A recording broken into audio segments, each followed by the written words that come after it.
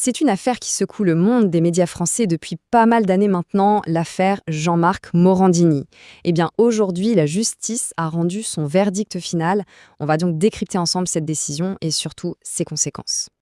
Alors voilà, le mot est lâché, définitivement condamné. C'est une décision qui vient vraiment mettre un point final à une très longue procédure judiciaire. La plus haute juridiction du pays a confirmé sa culpabilité, ce qui rend le jugement irrévocable. Entrons un peu dans les faits. Le 14 janvier, il s'est passé quelque chose de décisif.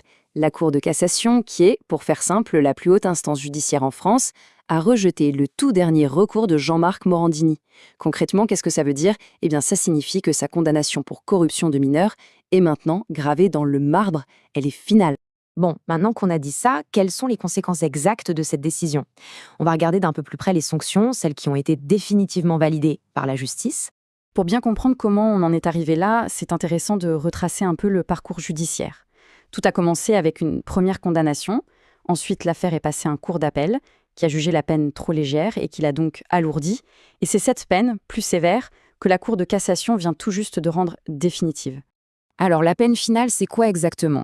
On parle de 2 ans de prison avec sursis. Le sursis, ça veut dire qu'il ne va pas en prison. Sauf s'il commet une nouvelle infraction, bien sûr. Et il y a aussi 20 000 € d'amende. Mais les conséquences les plus lourdes sont peut-être ailleurs. Une interdiction définitive, oui, définitive, d'exercer un métier au contact de mineurs. Et aussi son inscription au fichier des auteurs d'infractions sexuelles.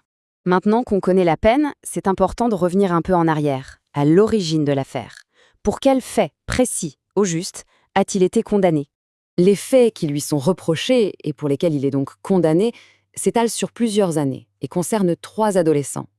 En 2009, il y a eu cette histoire de faux casting où on demandait à un jeune de 16 ans de se dénuder. Puis, quelques années plus tard, en 2013 et jusqu'en 2016, 2 autres mineurs de 15 ans ont reçu des messages à caractère sexuel. Et pour avoir le tableau complet, il faut savoir une chose. Ce n'est pas son seul problème avec la justice. Il y a une autre affaire, complètement distincte, qui porte, elle, sur des faits de harcèlement sexuel. Et celle-là est toujours en cours. C'est vraiment crucial de ne pas mélanger les deux. Voilà, c'est la distinction essentielle à faire pour ne pas s'embrouiller. D'un côté, on a l'affaire de corruption de mineurs qui concerne des ados de 15 et 16 ans. Pour celle-là, le dossier est clos en France, c'est définitif.